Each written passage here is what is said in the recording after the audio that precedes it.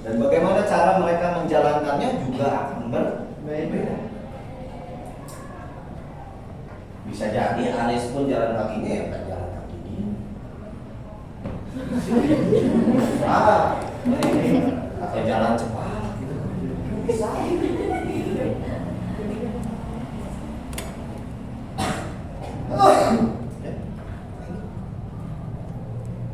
Nah, dalam penelitian, pilihan paradigma itu akan menentukan apa cara kita merumuskan masalah penelitian. Yang penting kan nyampe ke Cibol. Berarti kan harus dirumuskan tuh. Harus mau jalan kaki nanti berangkat jam 4 subuh. Nah, kalau berangkat dari jam 4 subuh berarti dia harus bawa bekal apa aja. Air berapa liter? Ya, salpas, sepatu yang bisa diajak jalan,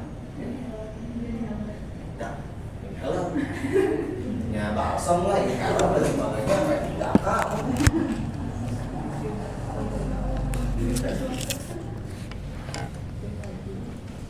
Uang tunai nggak bisa tengah jalan naik tukang cilok. Harus menentukan tuh Aris juga, nggak mungkin Aris masuk ke bioskop perut keroncongan. Dia harus sarapan maksimal jam 8, dia harus makan siang maksimal jam 1. Dipikirkan juga. Kalau yang naik motor kan nggak persiapan, nggak seperti itu. Berbeda. Lalu bagaimana jenis pertanyaan yang kita ajukan?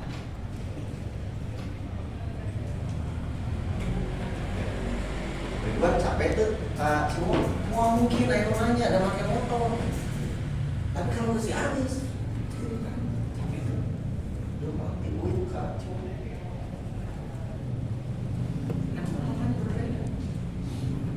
Paling kan kalau yang naik kendaraan macet kan,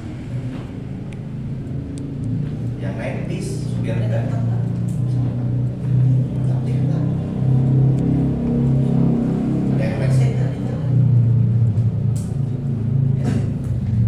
Kemudian metode pengumpulan dan analisis data yang kita gunakan juga akan berbeda. Lalu cara kita menilai kualitas penelitian, validitas dan juga kredibilitasnya juga berbeda.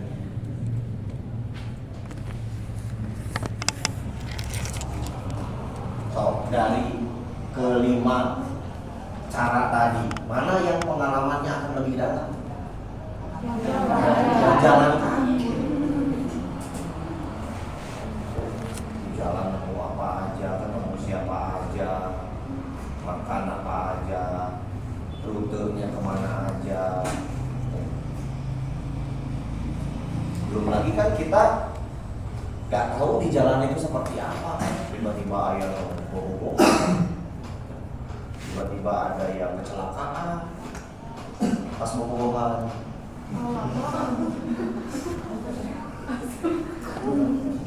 Masuk ke kos-kosan Batur ya. Terus apa lagi? Banyak yang bisa digali dari situ. Nah makanya paradigma itu betul-betul supaya kalian bakal kegambar arahnya penelitian kalian kemana nih. Nah, ada 3 paradigma utama. Ya. Kalau yang post positivisme itu biasanya dia bentuk penelitiannya mixed method. Datanya kuantitatif, tapi analisisnya kualitatif. Jadi kalau post positivisme itu realitasnya tunggal. Cara memandang suatu fenomena itu sudah tunggal. Lalu ada kemungkinannya, probabilitas. Ya. Makanya kalau kualitatif biasanya tidak ada yang namanya uji probabilitas, tapi uji validitas, uji kredibilitas, dan uji reliabilitas. Kalau kuantitatif datanya itu biasanya harus ada uji probabilitas. Lalu peneliti itu berusaha objektif dan menjaga jarak. Ada data yang diambil dari angka-angka, hasil yang sudah dikuantifikasi, bukan dari pengalaman dari subjek. Ya. Kemudian mengembangkan pengetahuan yang dapat digeneralisasi walaupun terbatas, ya, menjelaskan sebab akibat. Nah, kalau konstruktivisme, realitasnya jamak, dibangun secara sosial dan mental. Pengalaman, perasaan, emosi, senang, sedih, ya, trauma, itu masuk. Kemudian kalian berinteraksi dengan subjek, artinya nilai subjektivitasnya. Memahami makna dan pengalaman kompleks dalam konteks tertentu. Lalu ini biasanya kualitatif murni. Nah, kemudian ada pragmatisme. Ini gabungan biasanya, campuran. Makanya realitasnya bisa jamak, bisa tunggal. Ya. Fokus pada konsekuensi dari keyakinannya. Ada unsur-unsur primordialisme di sini. Ya. Jadi sudah yakin dia beranjak penelitian, dia merasa sudah yakin. Kayak misalkan studi atau mempelajari atau meneliti tentang naskah teks Al-Quran atau meneliti budaya dalam agama dan sebagainya. Kemudian peneliti membuat pilihan metodologis berdasarkan apa yang bekerja untuk pertanyaan penelitian, lalu memecahkan masalah praktis dan menghasilkan perubahan.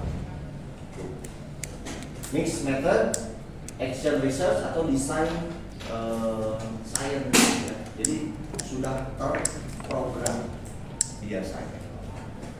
Jemputan, pengabdian kepada masyarakat dan sebagainya. Sebetulnya masih ada satu lagi, yaitu paradigma apa? Paradigma kritis. Cuma saya jarang menemukan paradigma kritis dalam kajian perkataan dan sains informasi. Kalau kajian informasi sih banyak, ya. Tapi kalau di perpustakaan sih jarang. Rata-rata ada di sini.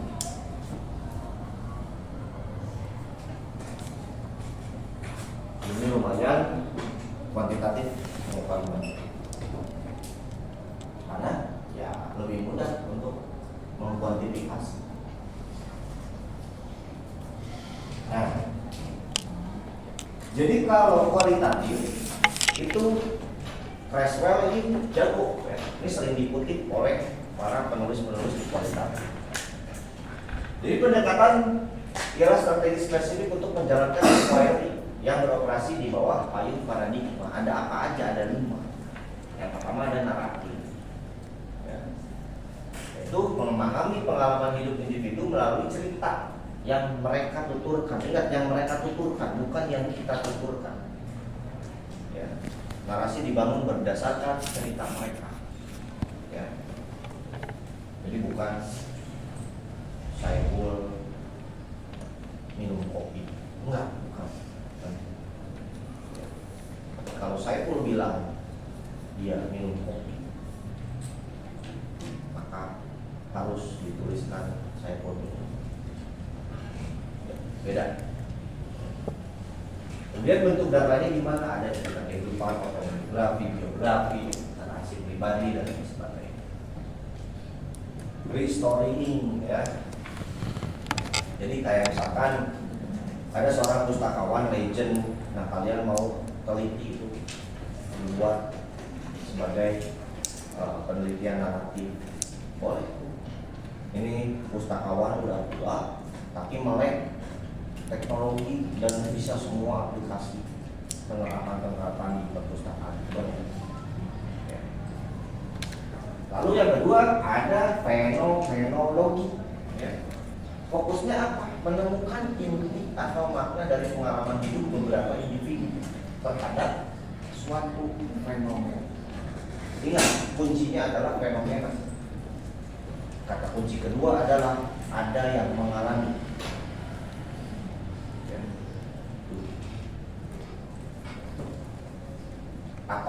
esensi dari pengalaman tersebut. Nah, analisisnya identifikasi tema-tema signifikan yang membentuk pengalaman tersebut, ya. Ada horizontalisasi dan imajinasi dari variasi. Ya, saya yakin kalian masih bingung di sini. Nah, kira-kira saya berhenti dulu di sini. Karena kalau naratif kalian udah kebayang, ya. Kalau fenomenologi ini yang orang sering lakukan. Kira-kira dengan keseharian kalian saat ada nggak objek yang kemungkinan bisa ditelaah dengan menggunakan pendekatan fenomenologi?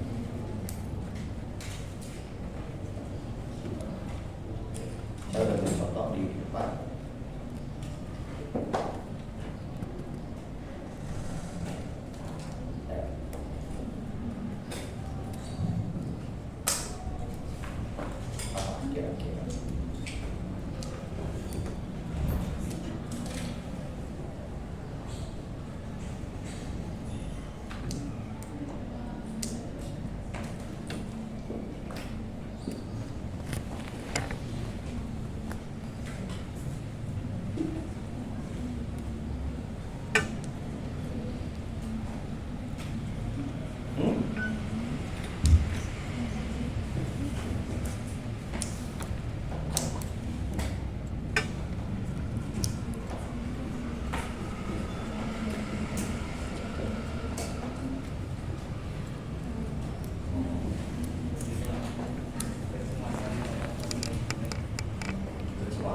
Mendapatkan yang jelek, gimana?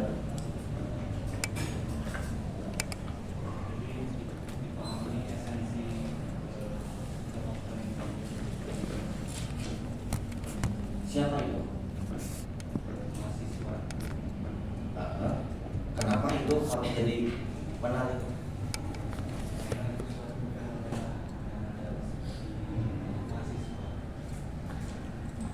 Oke, tapi kayaknya terlalu umum dan tidak semua mahasiswa juga merasakan. Gimana? Suatu yang sifatnya mentalitas, Pak, kayak semangat ujian ataupun kita melakukan satu pelanggaran, kemudian kita akan diberikan sanksi.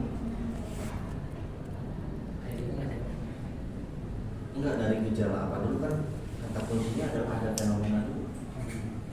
Fenomena yang muncul di masyarakat. Ujian ya. Ujian bukan fenomena. Nah, eksistensi perpustakaan di jenjang sekolah menengah atas. Jadi kan aku kebetulan magang kemarin di Makassar. Aku ngerasa perpustakaan itu bukan dijalani sesuai fungsinya perpustakaan, kayak sebagai sumber informasi, terus kayak tempat anak-anak belajar. Kayak Mekar Alum teh bikin perpustakaan ya cuman buat ada nih Mekar Alum punya perpustakaan udah sampai batas gitu kan, berarti itu jadi alih fungsi gitu kan seharusnya perpustakaan. Dan ternyata bukan di Mekar Alum, malah ada yang lebih parah ya, yang waktu penelitian pertama Ludina sama Cordoba itu mereka ngadain perpustakaan cuma sementara karena buat ada akreditasi sekolah. Fenomenanya kalau itu fenomena atau studi kasus? Fenomenanya apa?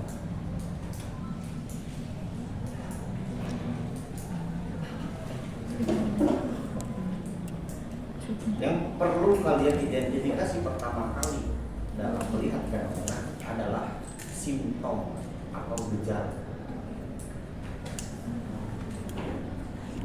Dokter nggak mungkin langsung ngasih kalian obat tanpa tahu dulu penyakit kalian.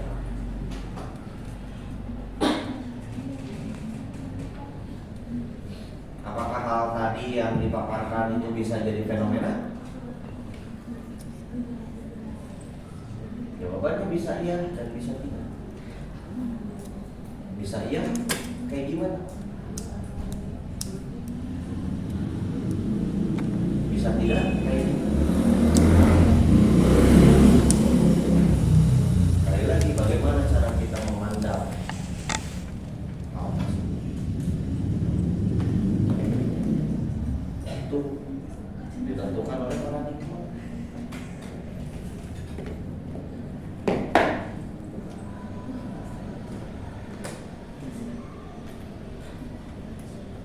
Kecemasan tadi bisa jadi fenomena, bisa, ya, bisa tidak.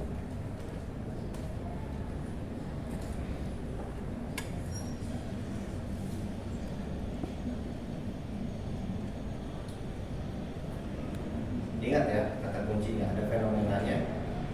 Yang kedua, ada yang mengalaminya. Lalu poin penting tadi, poin penting lainnya adalah ada tema-tema signifikan.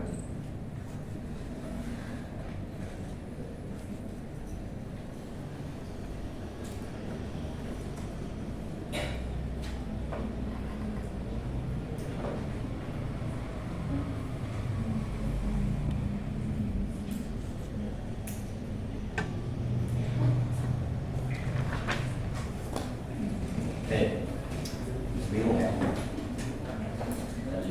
Kecemasan bisa nggak di breakdown untuk jadi fenomenologi? Jadi gimana? Kecemasan mahasiswa ilmu perpustakaan mengenai masa depan studi fenomenologi.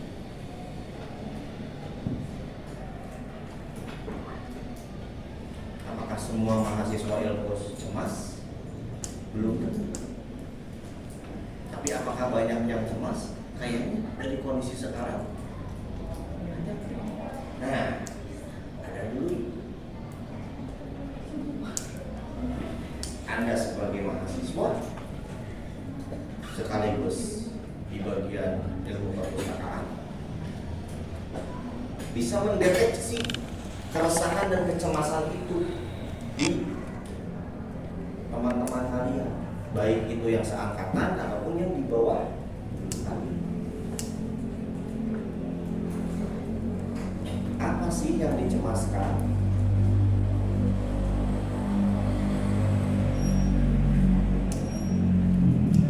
Beda-beda. Kalau saya tanya, Ridwan cemas nggak? Cemas. Kenapa? Apa yang dicemaskan? Takut nggak dapat pekerjaan. Kamu yang cemas juga yang tadi gitu cemas nggak sebenarnya? Cemas. Apa yang kamu cemaskan? Takut dapat nilai jelek malah. Aris cemas nggak mengenai masa depan sebagai mahasiswa Ilpus?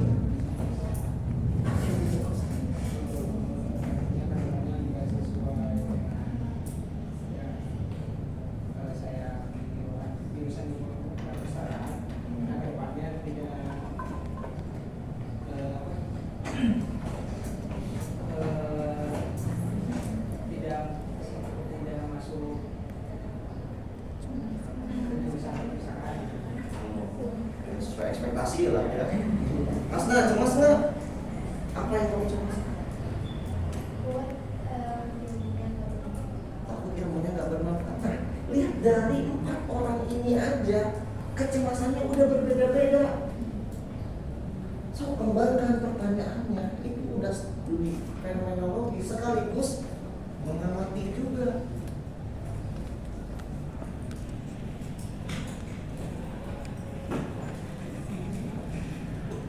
Karena kan fenomenologi itu kita harus berkecimpung di situ.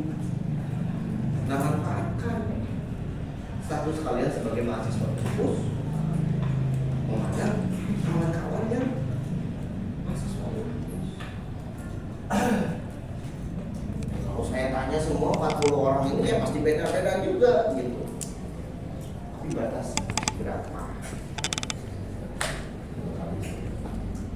Kenapa harus dibatasi? Lihat siapa yang terlihat paling cemas dan yang kecemasan yang paling berhasil.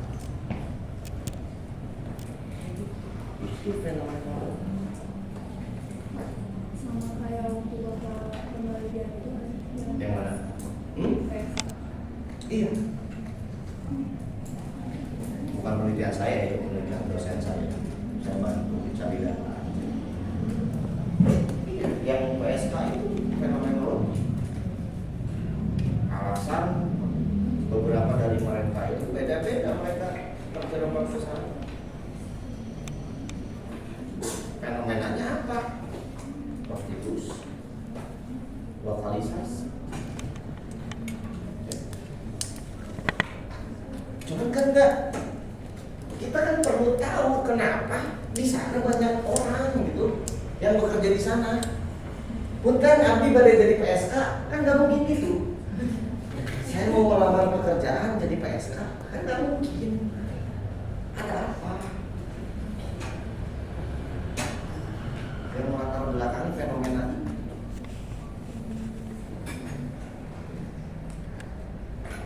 Kalau dibedah tidak sesederhana itu. Dan saya yakin kalau kalian membedah kecemasan mahasiswa Irpus juga tidak akan sesederhana itu. Tidak akan sesederhana dia cuma takut nilai jelek, dia cuma takut gak sesuai ekspektasi. Bisa jadi nanti ujung-ujungnya karena ya bisa jadi ditangkap capek ya, kondisi negara juga gini-gini aja. Ada yang ya saya takut kuliah saya nggak selesai di tengah jalan dengan kondisi yang seperti sekarang dan sebagainya bisa.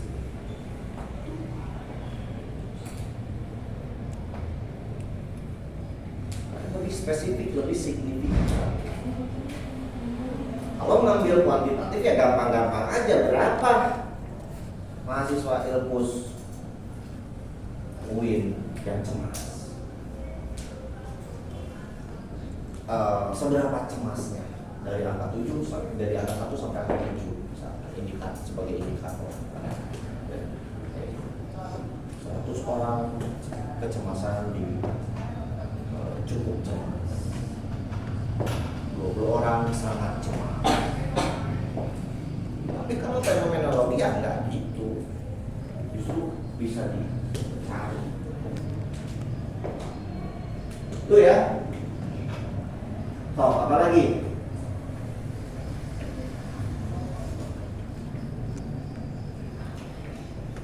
So, kalau mikir saya pengen pipis, jangan ada yang ikut ya.